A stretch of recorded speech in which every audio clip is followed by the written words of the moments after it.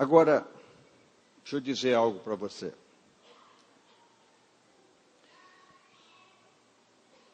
Quando a gente abre a palavra de Deus, é preciso a gente abrir com uma consciência.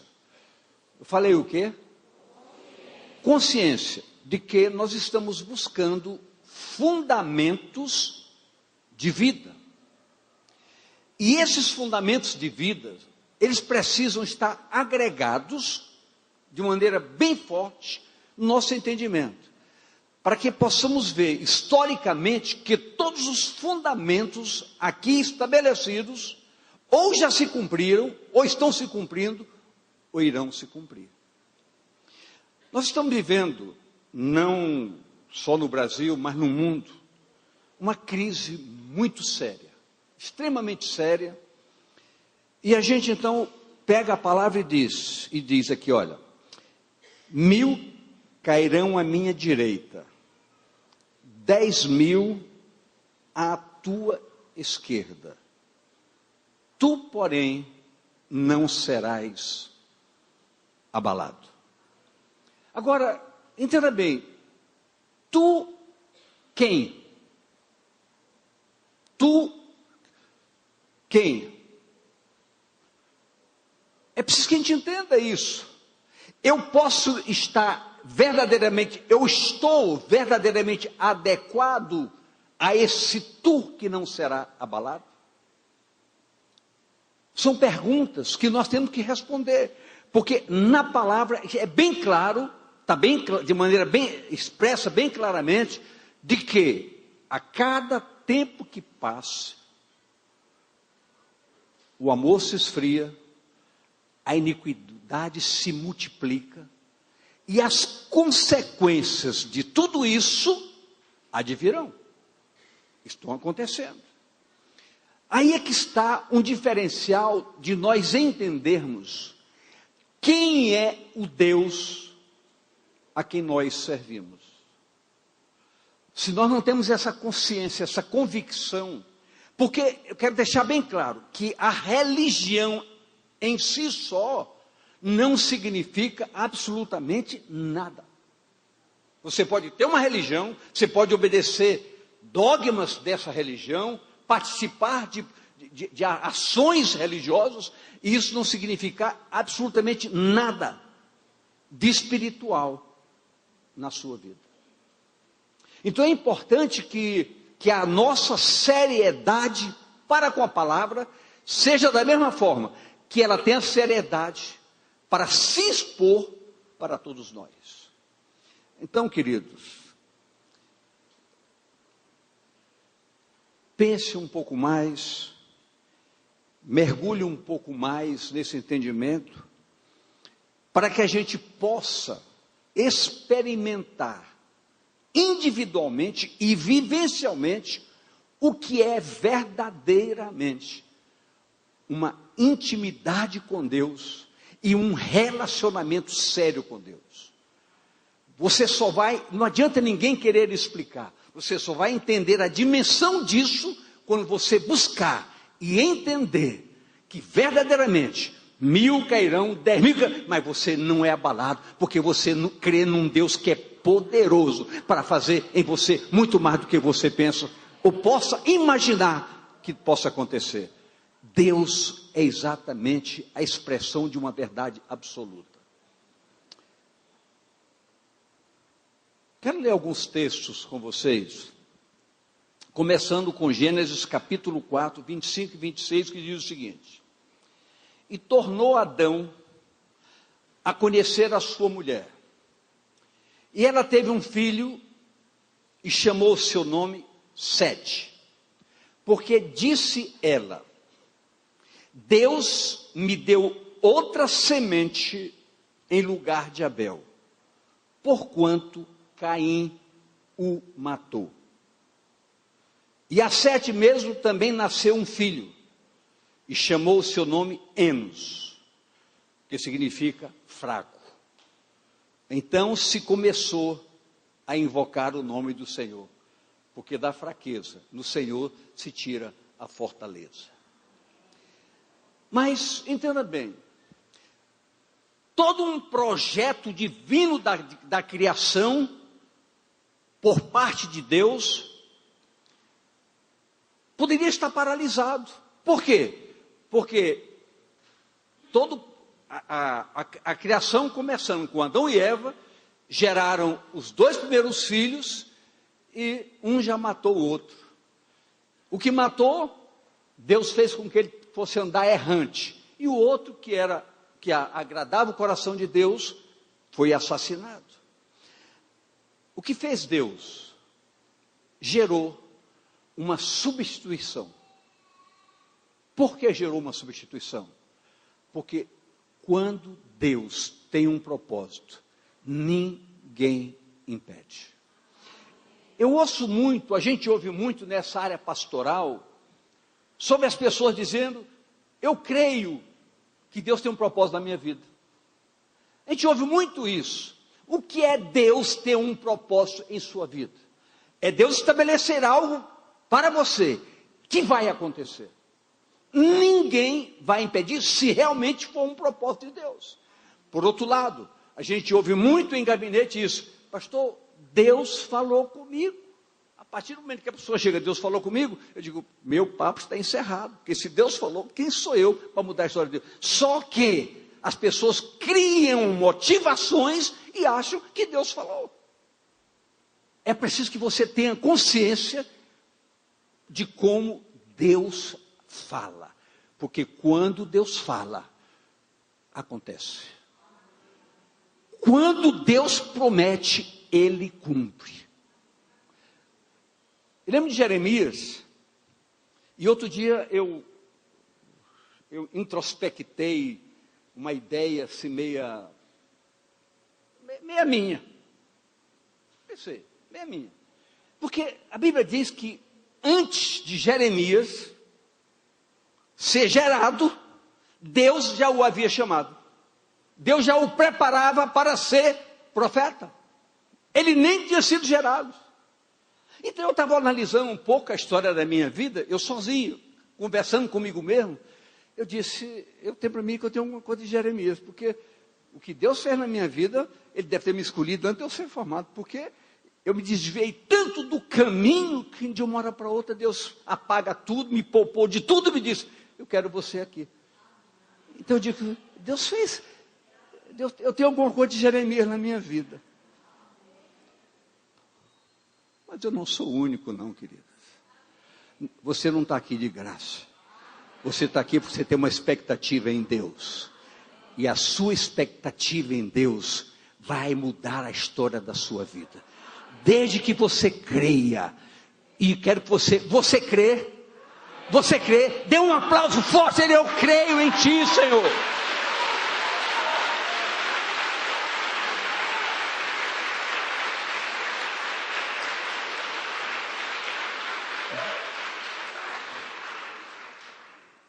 O projeto redentor de Deus é um processo transformador. É um ato de remir a nossa vida de uma história do passado para um presente totalmente diferenciado. Uma substituição tão evidente, assim como Eva disse, Deus me deu Sete no lugar de Abel. Você pode dizer, Deus me fez uma nova pessoa no lugar daquela velha pessoa. E hoje eu quero dizer, eu vou tomar posse, que eu em Cristo, eu sou uma nova criatura. Levante a sua cabeça, não ande cabisbaixo. Deus quer que você resplandeça a glória da sua presença. As nossas motivações têm que ultrapassar os limites dos desafios lá de fora. Muitas vezes os confrontos estão dentro de casa. A gente não consegue estabelecer um panorama dentro de casa como deveria ser. Mas se nós tivermos um propósito, Deus muda a nossa história radicalmente. E isso vai acontecer na vida dos pastores, na vida de todos vocês. Nós temos que ser referência. Famílias referenciais. Famílias unidas e coesas. Famílias que não fazem diferença se estão em casa ou se estão fora. São famílias de Deus. A redenção fala, em Lucas 1:68, diz o seguinte: bendito o Senhor Deus de Israel, porque visitou e remiu o seu povo, ou seja, arrancou o seu povo de uma situação para outra. Por quê, pastor Elton, que a maior parte do povo saiu do Egito e não chegou à terra da promessa? Por desobediência. Então, nós só não teremos um progresso espiritual em nossas vidas se não avançarmos naquilo que fala sobre obediência, que não é fácil para ninguém, querido. Obediência significa abrir mão de prerrogativas pessoais. Para eu agradar a Deus, eu tenho radicalmente que contrariar minha própria vontade. É inadmissível as coisas funcionarem de outra forma. Só que nós queremos servir a Deus, mas servir a nossa vontade. Esse é o mal de uma igreja doente.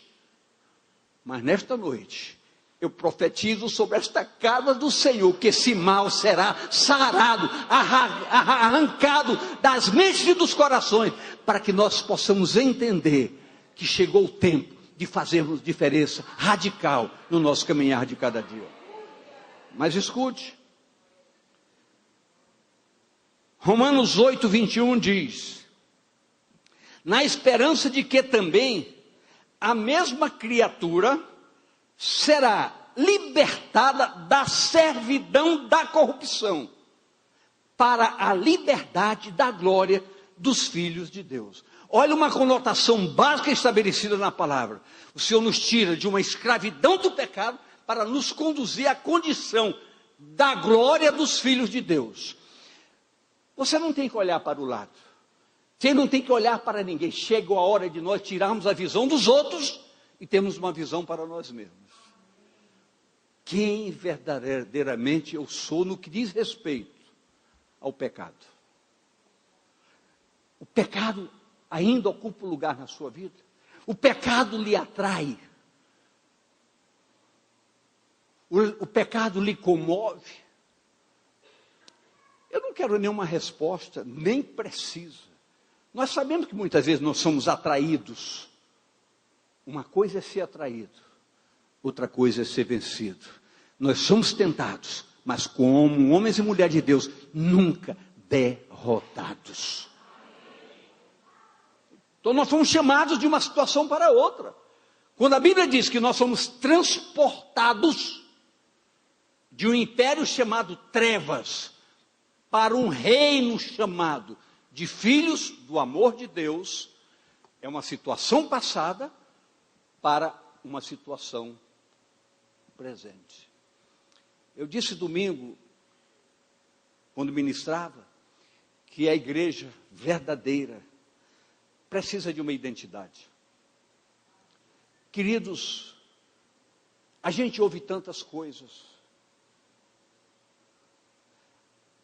O Evangelho, eu queria medir as minhas palavras para que você entenda.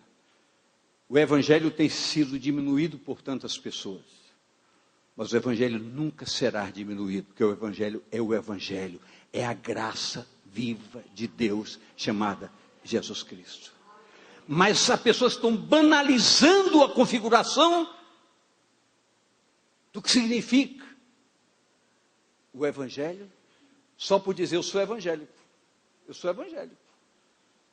Essa titulação não leva ninguém a lugar algum. Existe uma diferença muito grande entre você evangélico e você ser um homem de Deus e uma mulher de Deus. Porque o evangelho você não tem que dizer que você é. As pessoas têm que olhar em você e dizer, você é diferente. Você faz diferença. As suas atitudes mostram quem você é verdadeiramente. Então essa redenção, ela tem que ter fundamento em nossas vidas. Efésios 1:7, olha o que diz. Em quem temos a redenção pelo seu sangue, a remissão das ofensas, segundo a riqueza da sua graça. Quando Jesus disse, eu sou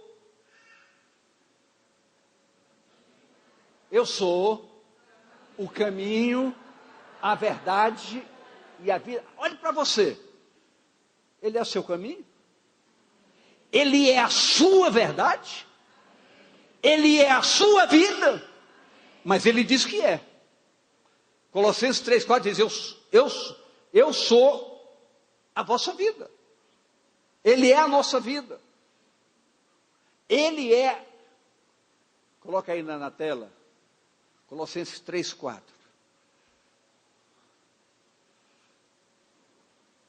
Está fora do script, isso aí não. Quando Cristo que é a nossa vida. Então, queridos, nós temos que entender que isso não é uma fantasia, nenhuma alegoria. Isso é um fundamento. Isso é uma asseveração muito séria. Então, Jesus é a graça plena de Deus, como diz, a manifestação da sua graça para conosco, a manifestação de um caminho, de uma verdade de vida. Então, nós temos que entender que a obediência fundamentada, na verdade, é praticá-la. É praticar o que a palavra diz. E quando a palavra diz que nós somos, nós precisamos tomar posse. E precisamos ser. Diga a pessoa do seu lado, você tem que ser, não em falar que você é. Colossenses 1,14 diz, em quem, nessa graça, temos, diga temos, eu tenho um livro na minha mão, tenho, é verdade, está aqui, ó. Temos a redenção pelo seu sangue, a saber, a remissão dos pecados. Agora, o que nós precisamos entender mais fortemente em relação a isso? Queridos, uma coisa é você trabalhar com expectativas ou com propostas ou propósitos. Isso é uma coisa. Outra coisa é você se apropriar de algo. O que a Bíblia diz é que os nossos pecados foram perdoados. Agora, eu pergunto, o que é ser perdoado? É receber o retirar do peso do pecado em nossas vidas. Agora, pergunto mais uma coisa.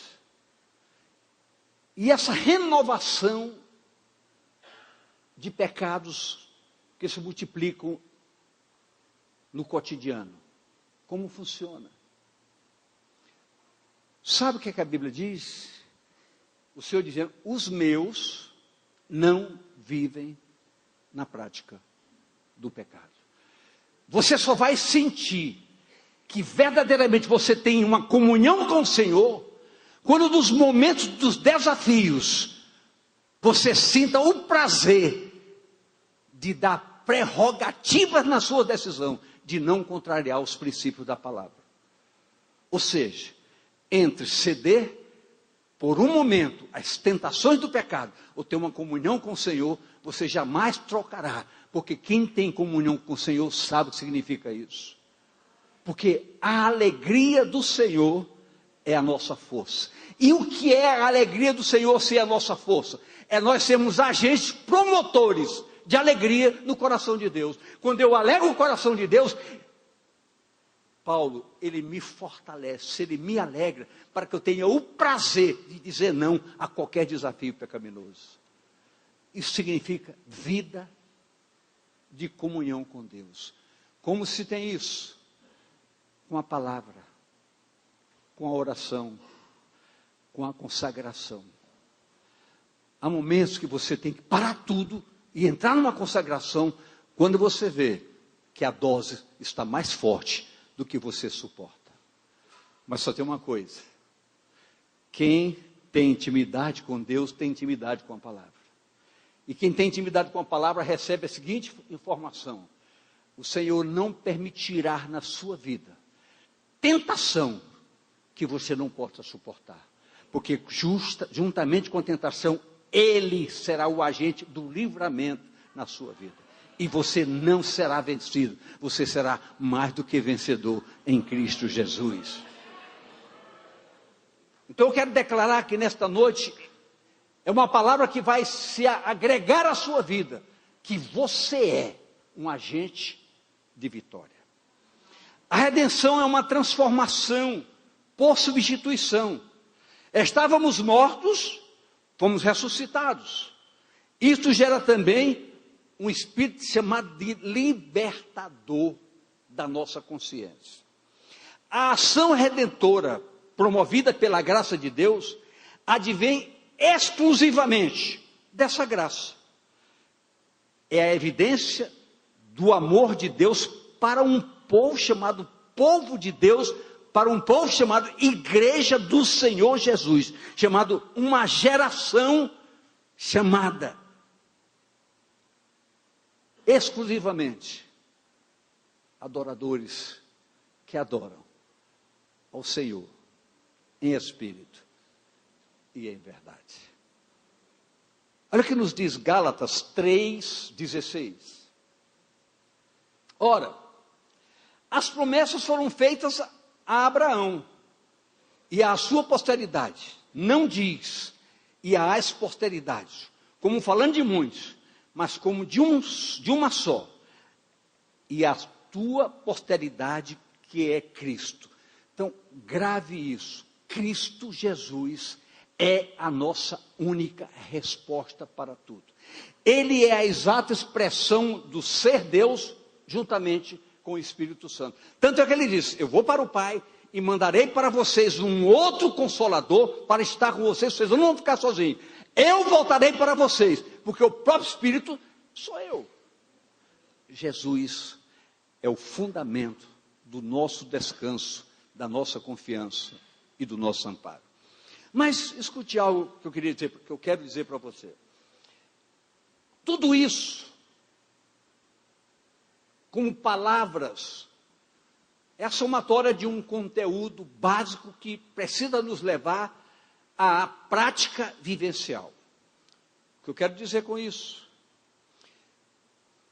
Preste bem atenção. A palavra diz assim: está alguém entre vós doente? Chame os presbíteros. Orem, e a oração da fé vai fazer o quê? Eu queria ouvir de vocês, o que é que a oração da fé faz? Sara. Sabe a que nós somos desafiados? A fazer disso verdades. A fazer disso verdades.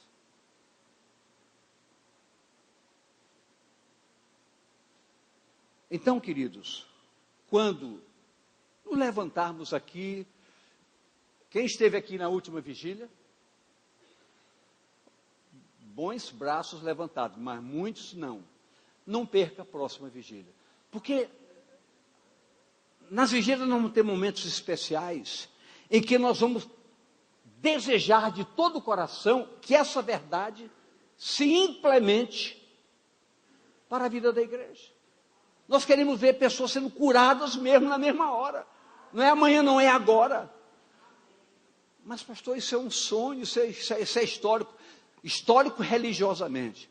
Mas na prática da fé, é uma verdade imutável. Deus cura, Deus liberta, Deus transforma, Deus faz tudo que é correto para o nosso bem. E sabe o que ele diz?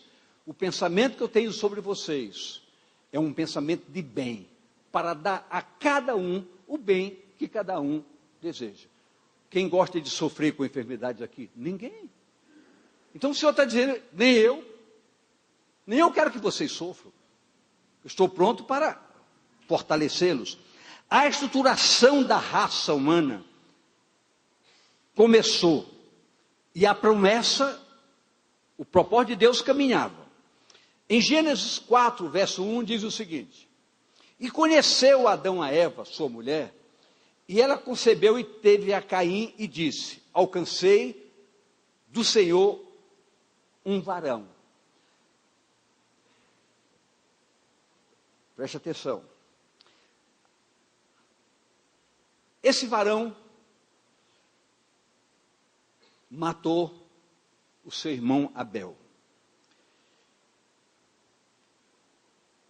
Gênesis 4:8 diz o seguinte: e falou Caim com seu irmão Abel, e sucedeu que, estando eles no campo, se levantou Caim contra seu irmão Abel e o matou. Deus fez maldito a Caim, que se tornou errante. Contudo, esses fatos não anularam, por hipótese alguma, o projeto divino. Eu fiz questão de entrar num assunto um pouco complexo, mas de propósito. Porque nós estamos vendo o que está acontecendo lá fora, e a igreja precisa ser treinada para enfrentar desafios sérios e não se quedar diante de circunstâncias. Queridos, muitas vezes os bloqueios que chegam para nós é para tirar o nosso ânimo, para tirar a nossa coragem, para tirar a nossa força, para tirar a nossa ousadia, e nós queremos dizer que nada, absolutamente nada, impede uma caminhada de um homem e de uma mulher que confia no seu Deus. Quando o Senhor opera, ninguém vai impedir. Então eu quero dizer para você, você está vivendo momentos difíceis, desemprego, falta de...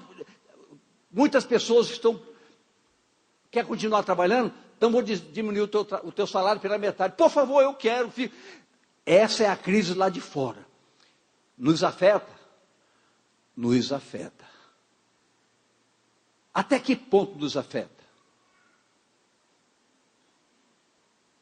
Essa resposta eu não posso dar. Mas eu quero dizer uma coisa para você. Se você estiver em pleno relacionamento com o Senhor Deus na sua vida, nada vai lhe afetar. Aí você vai ver a diferença que Deus faz entre quem o serve e quem não serve. Mas essa diferença foi aquilo que eu disse no começo: 1000 cairão à tua direita, 10.000 à tua esquerda, tu não serás abalado. Eu não sei como é que eu vou usar no português. Tu tem que saber que tu és tu. Quem és tu? Eu quero saber que eu estou no meio dessa história. Eu quero ter plena convicção que eu estou no meio dessa história. Mas para isso, a fidelidade para com a palavra não pode fugir da minha rotina do dia a dia. Escute. O plano divino não foi mudado. Gênesis 4, 10 a 11. E disse Deus: que fizeste? E a voz do sangue do teu irmão clama a mim desde a terra. E agora, maldito és tu desde a terra, que abriu a sua boca para receber da tua mão o sangue do teu irmão. Então, o projeto parecia ter fracassado. Um morreu e outro foi deserdado da presença do Senhor. A promessa não morreu. Diga comigo, a promessa não morreu. Deus providenciou, como lemos no texto inicial, 7. 7 significa semente da substituição. A semente da substituição. Queridos, todas as perdas que nós tivermos por causa do Evangelho, um 7 nascerá em nossas vidas como semente de substituição.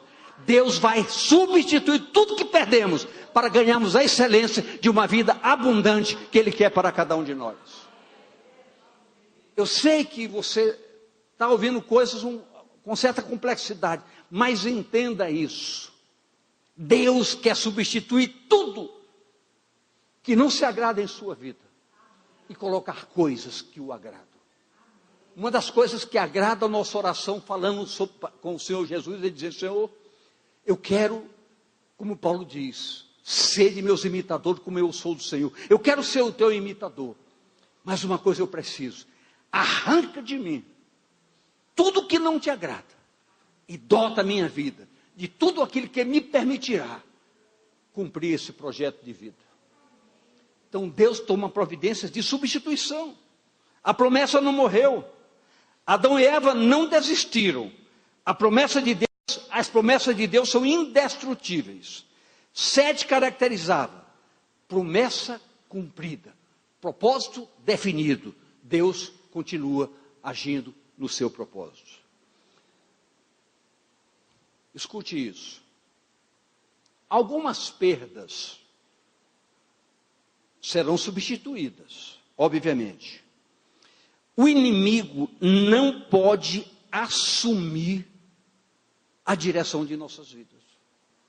Porque muitas vezes uma perda promove um descrédito tão grande no nosso entendimento que a perda passa a gerenciar a nossa caminhada.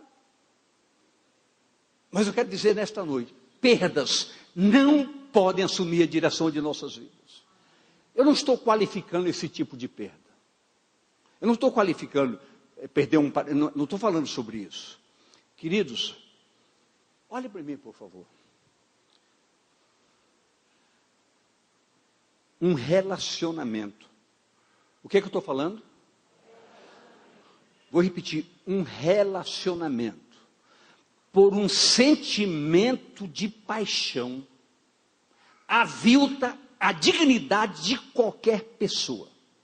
Mesmo pessoas que servem ao Senhor, são vítimas de um sentimento absurdo chamado paixão, e trocam a dignidade de um relacionamento com Deus por satisfações efêmeras. Romper uma aliança dessa natureza, para muitos, é perda. Mas eu quero dizer para você, em romper contra toda ação indigna em nossas vidas, nunca é perda, é ganho. E o Senhor vai substituir por experiências maiores, que vai alegrar o seu coração e orientar o seu caminhar de maneira correta. Conserte a sua vida, enquanto hoje ainda tem a sua presença. Porque você não sabe do amanhã. Ninguém aqui sabe do amanhã. O inimigo não pode assumir direção. Deus sempre é e será a resposta.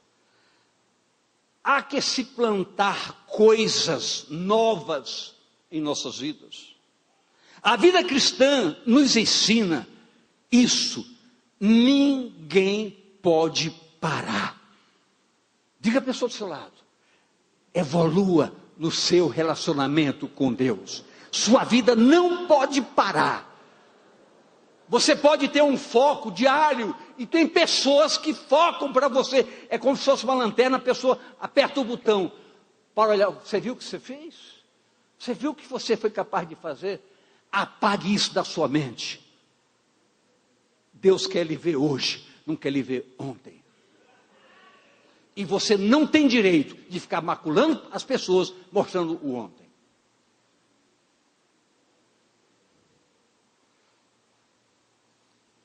Escute algo.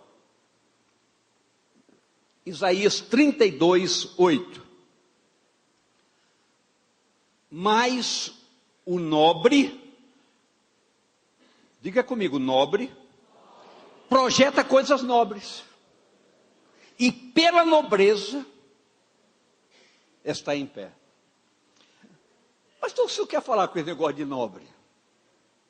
Queridos, talvez nós, ou não sei, por não entendimento, por simplicidade, ou por pseudo humildade, a gente não consiga entender.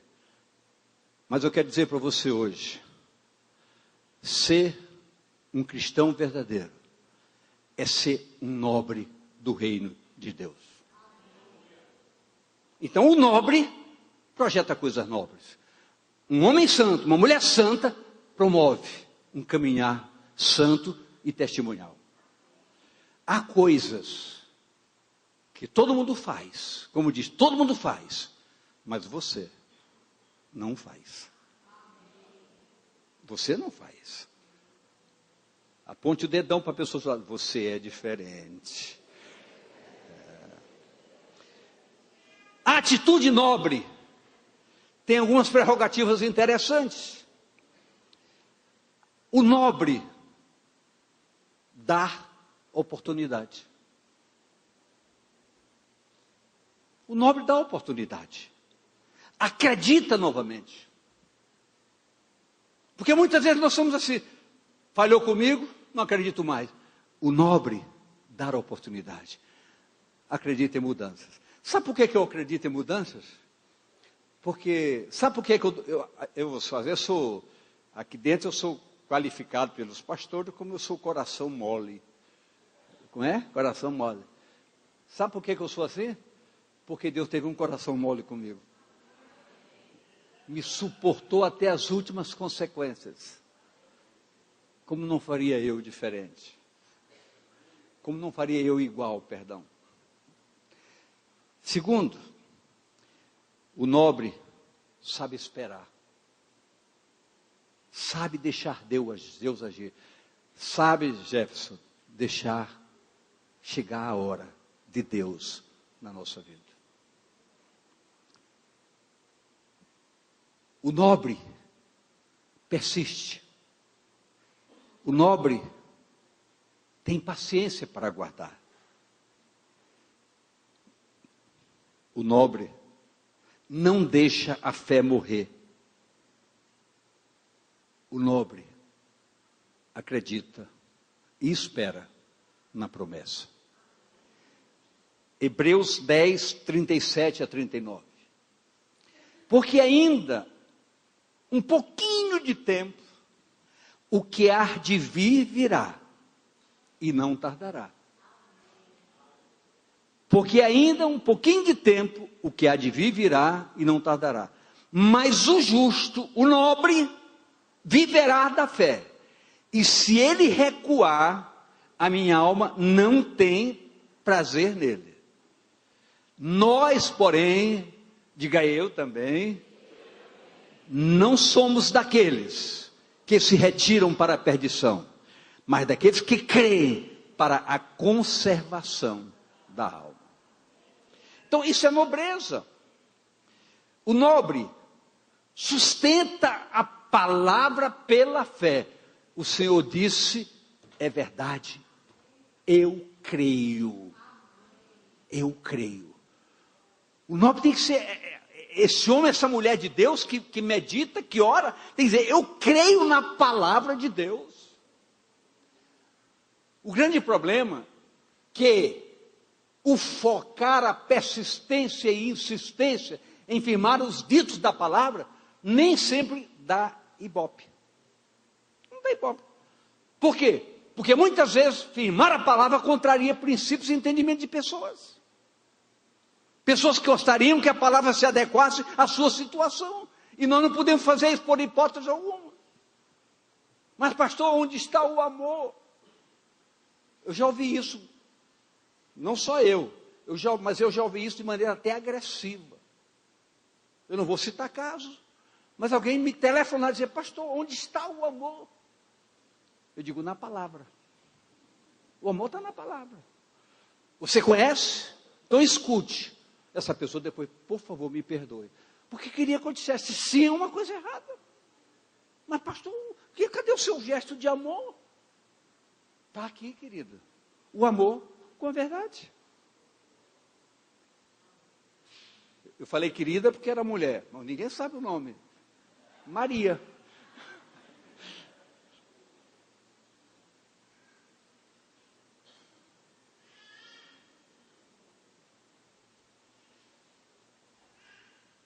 O nobre sustenta a palavra da fé. Quando Eva teve sede, ela diz, Deus me concedeu. Isso significa no hebraico, Deus me permitiu substituir perdas por ganho. É profetizar a palavra. Perdas, queridos, muitas vezes nos levam a amadurecer. Não a derrotas. Perdas não podem nos levar a derrotas. A nobreza espiritual não é um perder. A nobreza espiritual não é nunca perder. É saber esperar a substituição.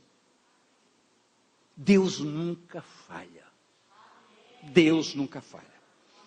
Gênesis 5:3 diz: e Adão viveu 130 anos e gerou um filho, à sua semelhança, conforme a sua imagem, e chamou o seu nome Sete.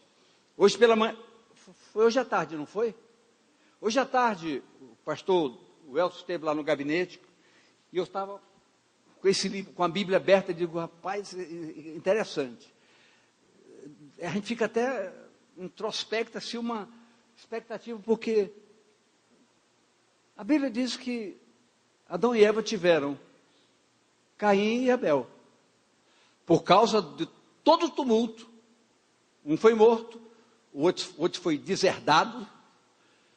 Agora diz que teve um único filho. Por quê? Por que essa palavra diz teve um único filho? Porque a substituição de Deus anula sensação de perdas. Anula completamente a sensação de perda. Então, veja só. E Adão viveu 130 anos, gerou um filho semelhante conforme a sua imagem, e chamou o seu nome Sete. O novo momento de Adão trouxe à evidência a ação de uma bênção tão poderosa de Deus. Se tivesse desistido por aquela perda, nada aconteceria. Contudo, a nova tentativa deu extremamente certo. Eu quero dizer, não desista. Tente de novo. O senhor está falando em que sentido? Amplos. Mas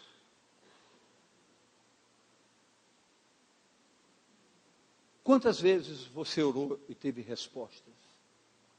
Como você medita no dia a dia usando a palavra de Deus? Tente mudar o foco. Ao se quedar aos pés do Senhor, não se preocupe em pedir.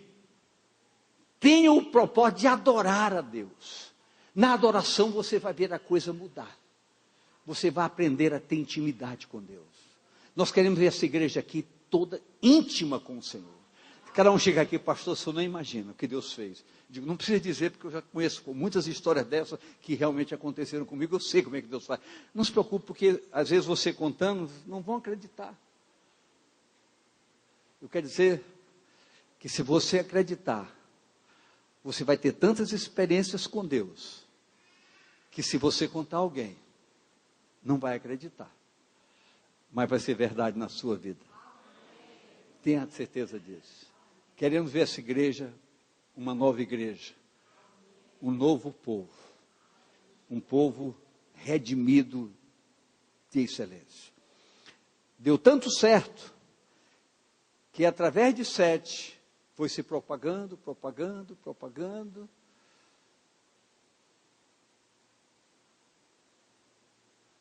Noé, 3 filhos, e a Bíblia diz no capítulo 9 de Gênesis,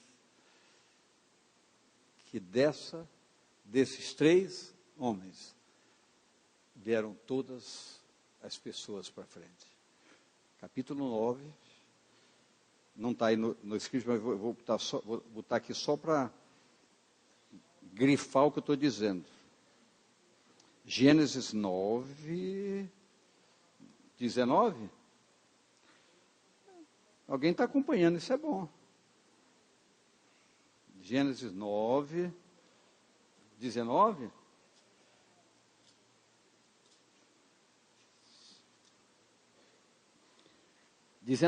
São estes os 3 filhos de Noé, e deles se povoou toda a terra. Chegou até Jesus. Tudo deu certo. Chegou a Ele a nossa vida, a nossa história. A resposta maior para com as promessas de Deus para nossas vidas. O projeto de Deus deu certo. E vai dar certo na sua vida. Pensemos nisso. Agora, eu quero fazer o maior desafio para você nesta noite. Pense claramente nisso. Deus fez a sua parte em plenitude. Nossa parte, ou sua parte, ainda pode estar em aberto. Pense bem, analise bem e comece a preencher esses espaços abertos para que você seja um precioso cooperador nesta causa de mostrar a esse mundo lá fora. Crise financeira, agora mesmo a situação da Grécia está caótica. E outros países também, e muitos países também. O Brasil vinha de uma ilusão muito grande, estava tudo bem. Hoje se descobriu que todo o dinheiro do Brasil está no bolso de muita gente. E muitas famílias sendo prejudicadas. Mas quem sabe a gente possa mudar essa história. Comece a orar pela sua pátria. Que Deus mude esse governo. Que Deus coloque pessoas dignas na frente. Que Deus mude a nossa história. Ajude-nos a ganhar Belém, o Pará e o Brasil para o Senhor Jesus. Amém.